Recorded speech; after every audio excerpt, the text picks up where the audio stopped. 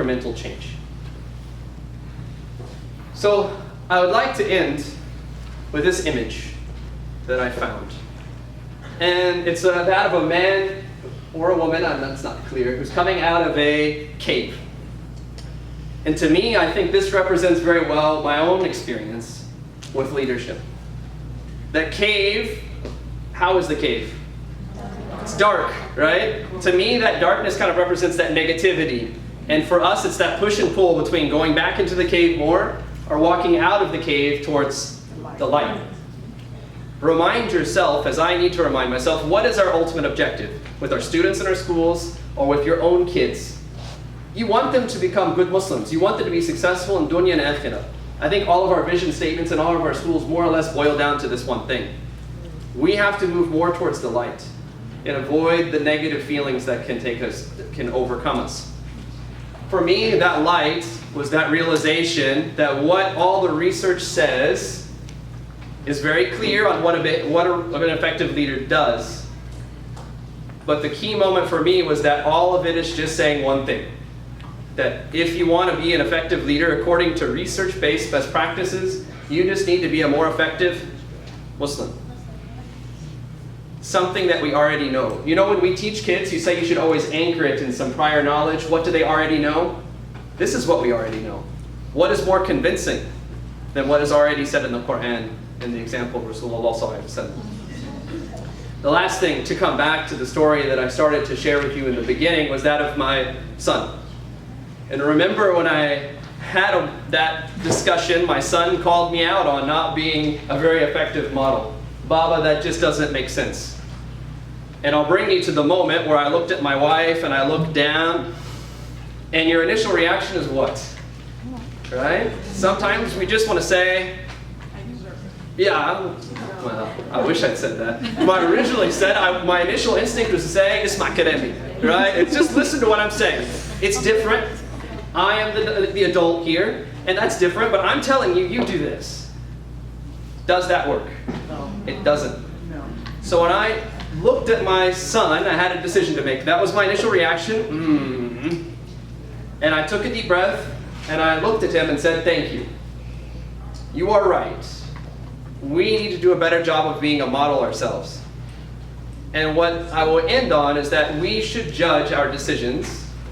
Look and see, when we want to become better leaders, see what the research says. But it should be based off the answer to one question, which is, when I respond or when I do any sort of action, yes, it's nice, the research is good, it gives us a model, but most importantly, the question is, when my reaction, what would the Prophet ﷺ and Allah want me to do? Thank you very much. Years ago, that have been tremendously impressed, mashallah, with his talents. He is a married man, so he has been married for 9 years and has 2 beautiful young boys. And he was working at the University of Louisville and has been an elementary school teacher. And he's been the principal for 5 years at the Islamic School of Louisville. He is also currently a board member with the Council of Islamic Schools in North America. He serves as our secretary and is absolutely amazing and keeps us all kind of moving and very focused. And he's also becoming a facilitator. You have become now in the Leadership Challenge, which many of us enjoyed this morning. And we hope that he spreads that knowledge to more and more schools. So without further ado, Brother William White.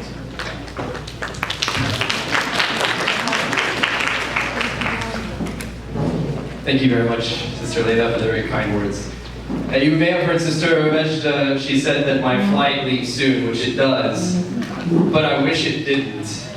Because to be honest with you, from just the time I've spent here, this gathering of educators is absolutely amazing and inspirational. The attitude that people have about learning, just the joy and the collaboration that I have seen is really inspirational. I'd like to thank all of you for that, inshallah. Today is a Saturday, is it not? Right? And I imagine many of you have schools that start perhaps next week or the week after. So may Allah reward you for all of that.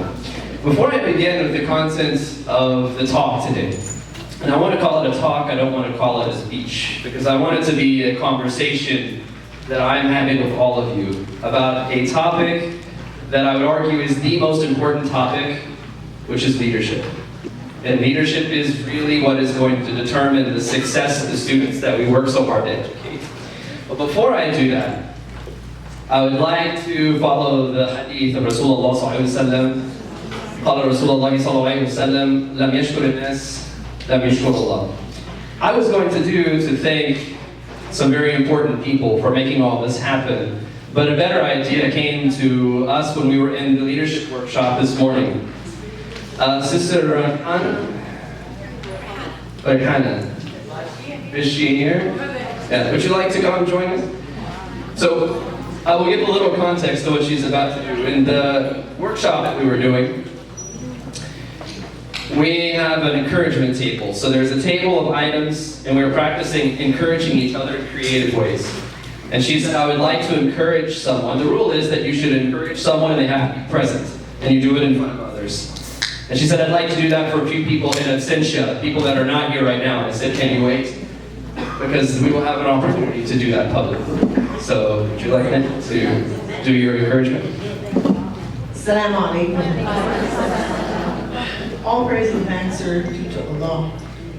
But if we are unable to thank the ones in front of us, then we are unable to thank the ones beyond. And to thank and encourage these people that think it's necessary, I wish to thank Brother Omar and Sister Magda for keeping us glued together in Allah's fold. MashaAllah, alhamdulillah. They do a wonderful job, and they did a wonderful job putting together this event, and may Allah reward you. And in honor of that, I will help you up create some glue. Thank you so much.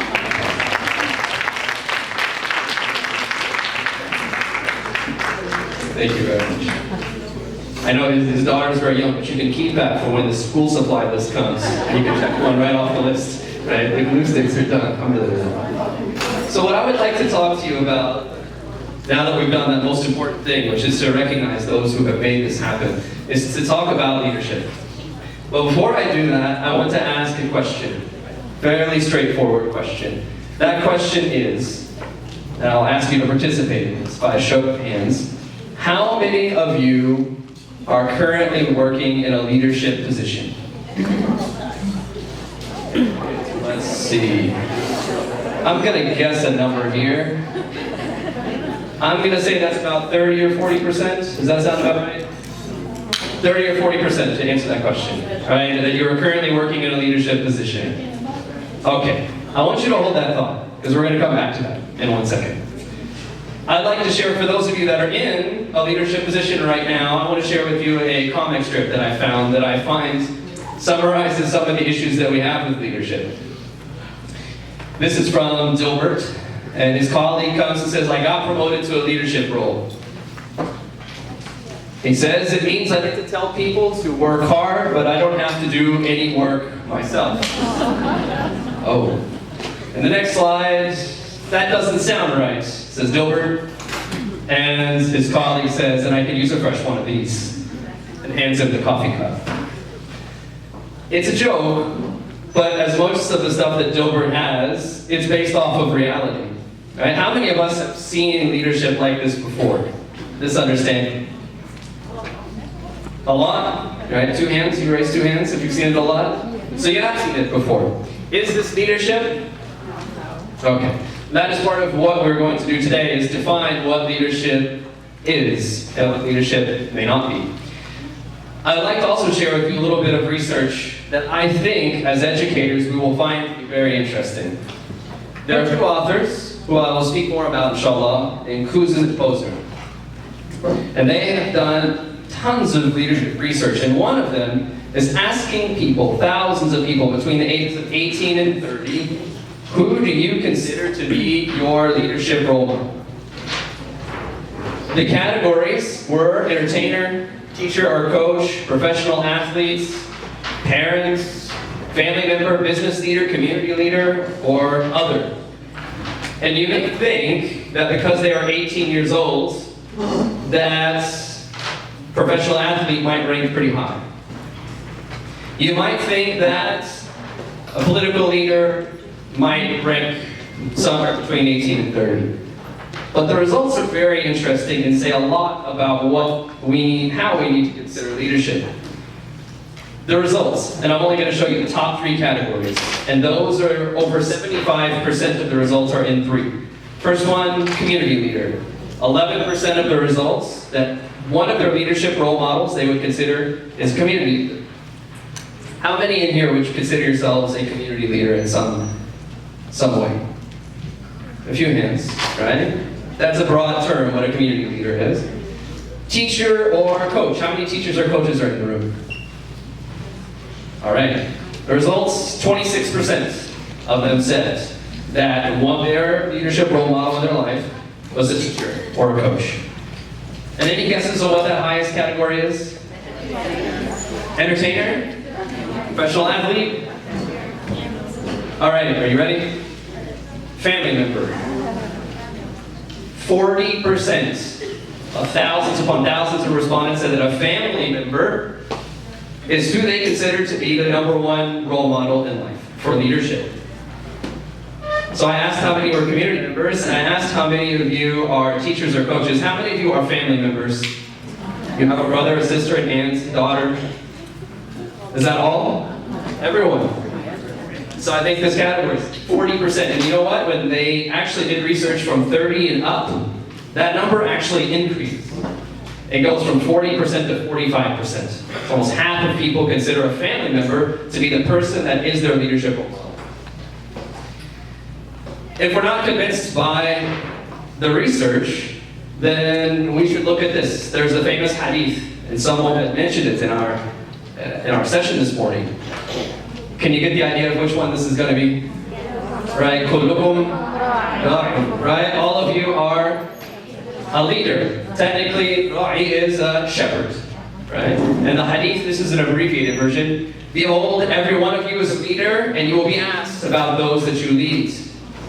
The hadith continues and says that the imam is the leader of his congregation, and he will be asked about those people. That the father is the leader of his household, he'll be asked about them. The wife, the mother, is responsible for the children, and she will be asked, and so on and so forth.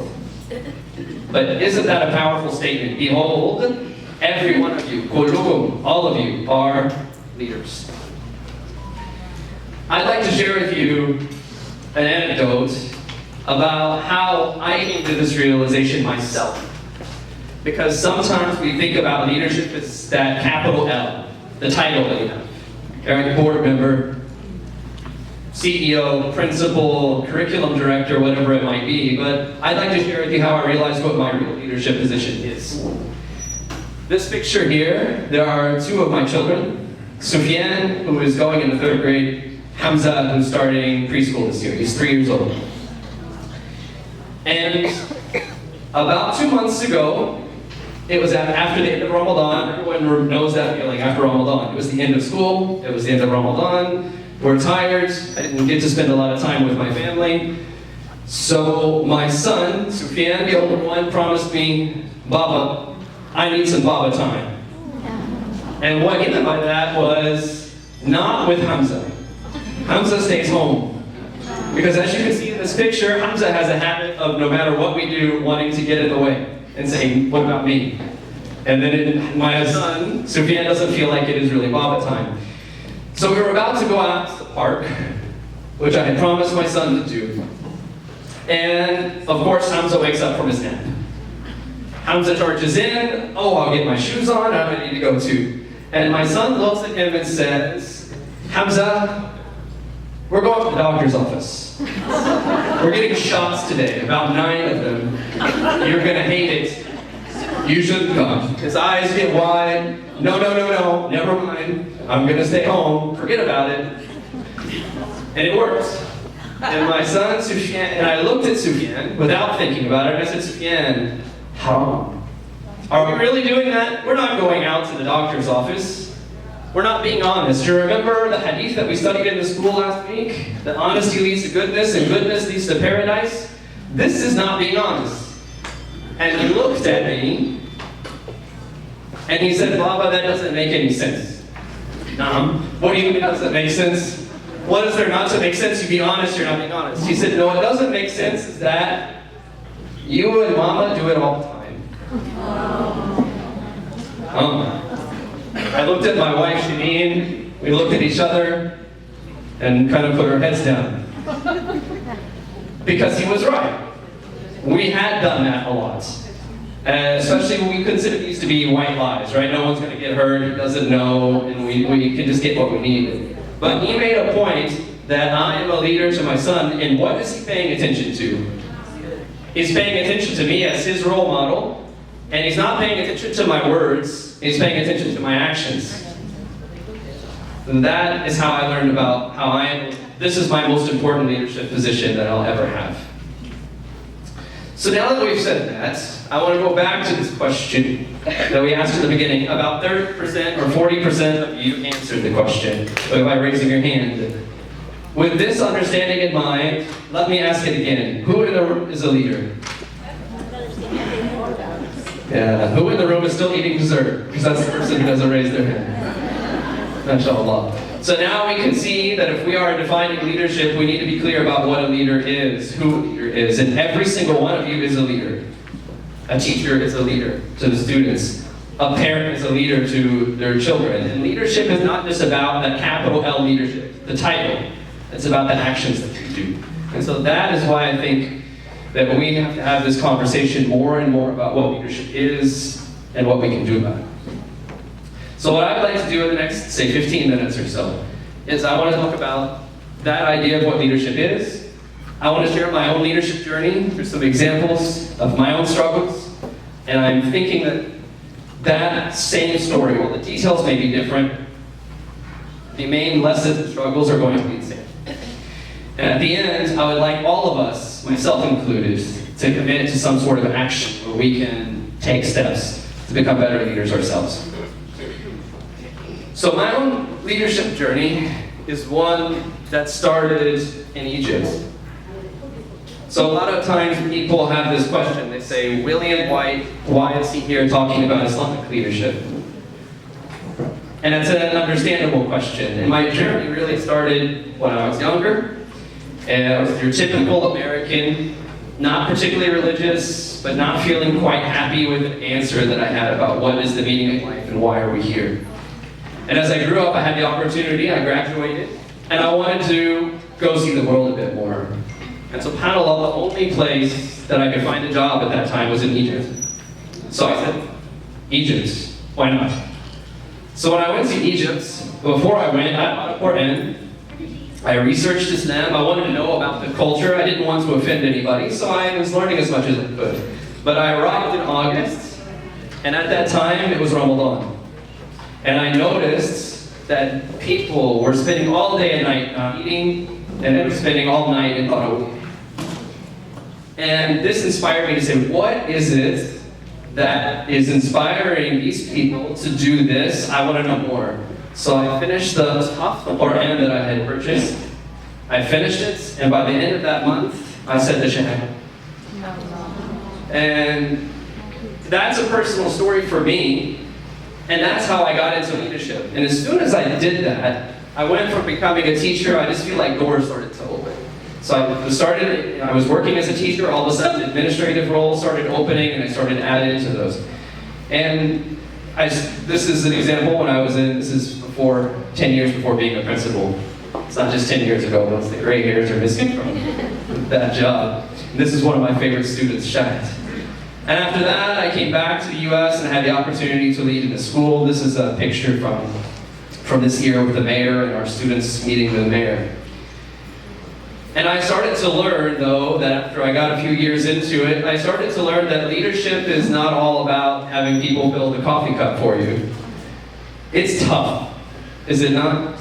And I'm not directing this question to principals in the room, I'm directing this question to everyone. Leading other people is very difficult. And as I went through this process, I have a black screen here, as I feel it's a very simple metaphor for starting to feel a little bit overwhelmed by it. And starting to succumb to some negativity that are in our communities. Have you guys ever heard in your communities, like they say in Egypt, there's no hope, right? Our parents just don't get it. Our board members just don't get it. If only the kids were such and such and such. And it doesn't really get us anywhere. And I started to really question a lot of things. The first source that I went to, I started reading more about the seerah of Muhammad sallallahu alaihi wasallam. I have got to find some inspiration. So I started reading and reading and reading. And it's amazing. And I was sharing it with anyone that would listen to me. That many people already know it. But listen, I think that we should be doing this more in our schools. And a turning point for me was a conversation I had with a board member. And I was sharing over an iftar dinner or something similar to that. The Rasulullah, the Sahaba, the Tabi'een, did these amazing leadership things. And I'll never forget when he looked at me and he said, yes, Yahi, but things are different. Times have changed. We are not Sahaba. And those things don't work with our people anymore.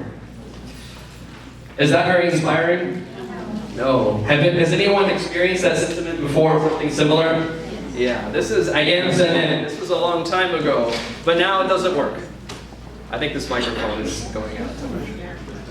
I'll just use my teacher voice if I... You want to get batteries, I'm sorry. No, that's okay.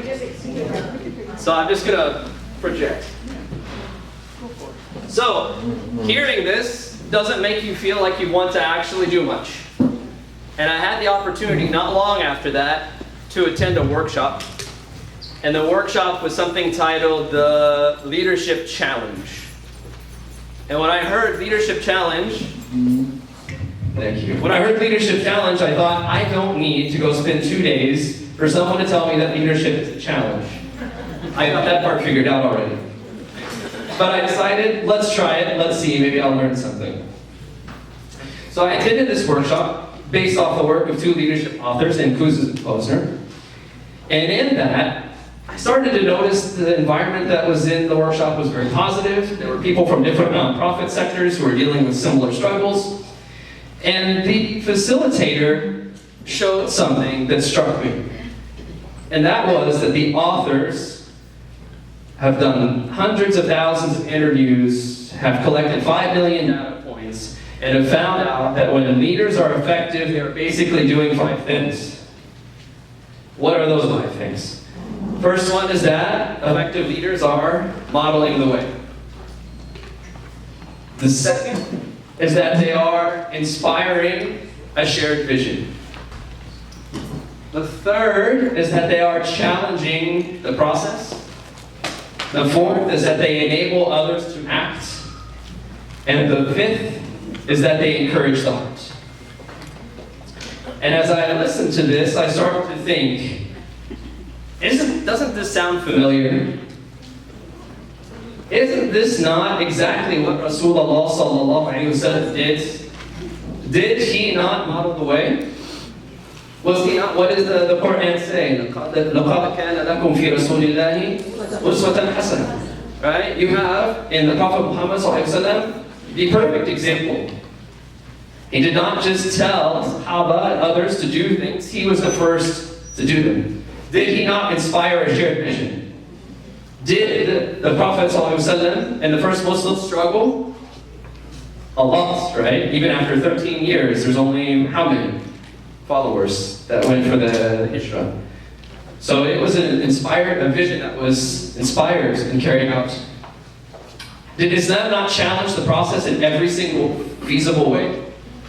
Research has been done. There was a famous book, and an author said that of the 100 most influential people in history, this person is not Muslim, he's Jewish.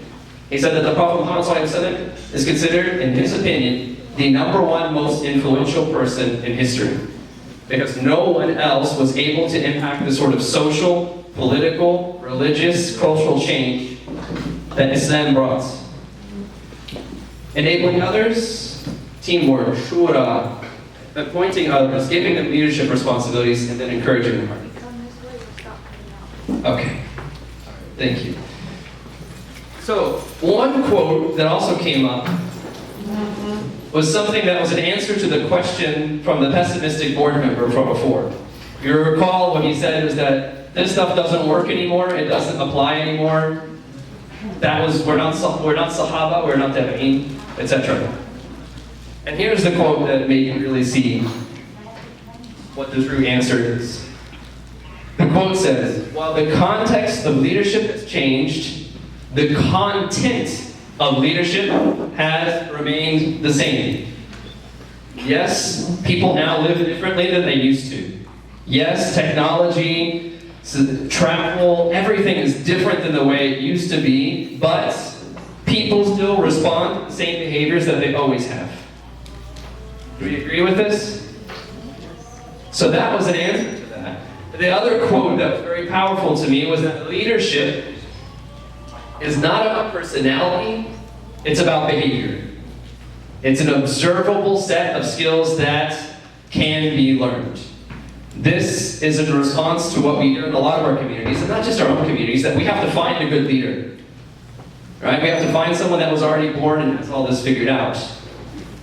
This is saying that leadership is something that can be taught and it can be learned, just like you could teach someone to play a sport. Right? How many of you know how to play baseball? Not many. Okay, I know how to play baseball. Right? I grew up here. Right? Well, all of you could say, I don't play baseball, I don't know how. Did you learn how to play baseball? You could. And what you have to do to learn baseball? You have to practice it. Same idea of leadership. Is that all of us can learn. All of us can learn to be more effective leaders, we just have to put in the effort. And there are skills that can be learned. To quote someone in a leadership workshop that we did not long ago, after explaining all this Muslim educator said, so what you're telling me is that after 35 years and millions of dollars of research, is that all of these books and all of that research is saying one thing, this. That is just what the Quran is, what says. It's just the Sunnah. It's that simple. For me, if we can make that connection for ourselves and we can share that connection with other people, how does that change the way we look at leadership? It's completely different. So what I would like to share with you in this very end about the commitment part is how can we apply a few of these practices to our leadership, whether with our families or with our communities or wherever else it might be. The first one meaning model the way. Let me ask you all the question, was I modeling the way with my own child? I was modeling one way. I had actions that did not align with my words. I told him a very noble word, honesty. You should be honest. You need to practice honesty. But my actions were what mattered. That is something that we have to take away, is that we have to say things that are noble, but we have to back them up with action. And when we do them, people are going to see us as credible leaders. And when we don't do this, if we don't follow through on what we say, or we do the opposite, what happens to trust? It goes down, right? It doesn't matter how well you encourage people and build teams. If you don't have this part done correctly, then the rest of it doesn't matter. So we have to think of ourselves as models. Models of what? Models of what we want to teach, what we want our kids to be. We want our kids to be good Muslims. So we ourselves have to constantly reflect on that. And we have to take feedback, even when it comes from your 7-year-old son. The next thing I'd like to talk about is inspiring a shared vision and how that applies to us as educators in a conference like this. Let me also share, this is a little bit of honesty about what I did the first time I went to a conference. When I went to the conference for the first time, I fell into the trap, and I saw many others do it, of wasting the opportunity by hearing talking to other people, and people saying, oh, your parents are bad. Well, listen to my parent. Our parents are really bad. You have problems with your board? Well, wait till I tell you about my board. So we commiserate, we bond over the challenges that we have, but then when we go back to our schools and we're telling our staff members that didn't attend, they say, so what did you learn? Oh, I learned that there are people out there that have it worse than we do. Alhamdulillah. But let me ask you the question, does that inspire people to do anything? No, it just makes you say, okay, all right, well, we'll just keep doing what we're doing because, hey, we're not that bad. Thought we were worse. Think about what the word inspire means by thinking about what the opposite of the word inspire means. The opposite of inspire is expire. What does expire mean? Do you eat food that's expired? It means the life has gone out of it. Right? Inspire means to breathe life into something. So when we are negative, and it's normal, we get frustrated sometimes. But when we are negative and say, there's no hope, or our parents just don't get it, or if we just had different students, we're not changing anything. In fact, we're making things worse. So that's the challenge for myself and for you, that take advantage of the opportunity of here to collaborate with each other, to come back with something that you can inspire other people to do. Because that is what leadership is. It's about changing things. It's about improving things and being positive. And that leads us to the third and the last one that we'll talk about now, which is challenge the process. This is an opportunity to practice what the authors discuss as 2 commitments. The first one is that successful leaders look outside of their institutions and outside of themselves for innovative ways to improve. They look outside. It's called outsight. It's the opposite of insight. So they're looking and seeing how other people are doing things and how they can adapt those and use them in their own practices to get better. What better opportunity do you have here, where you have a gathering of 200 people all doing the same thing, dealing with similar communities and similar challenges? You have the opportunity to see others who you can learn from and you can share with. And then you can take those things and practice the second part of this, which is take things step by step. Sometimes we say, oh my gosh, this school has a counselor and we don't have a counselor at all. So we just need to go convince the board that we need a counselor. And then you go to the board and the board says, how much is that? No, we can't afford it. Well, if only the board got it, they would understand how important this is. Do we ever fall in that trap? I have. What can we do instead? Talk to people. You have a counselor now, but tell me what steps you took to get there. Well, the first year we bought a social emotional needs program, and we did it just with our kids that needed the most help. And we did 1 lesson a week, and we started to notice some change. And then we started working with someone who was from the outside, who came in and did a little bit of training. And then we got a partnership with the university, and they brought in one of their PhD students who helped to be a trainer as a counselor, and they did that for 1 year. And then the 3rd year or 4th year, we started to get to see the need, and the board was convinced that we need a counselor, so we got a counselor. What I'm sharing with you is not what I have done. This is what I have learned by asking other people what they have done. Small steps that you can take. Does that seem more achievable than saying, wow, if only we had a counselor and we don't, let's try to get one. We can't. We're done. Breaking it down into small steps. Here you have a gold mine, a treasure trove of ideas that you can take.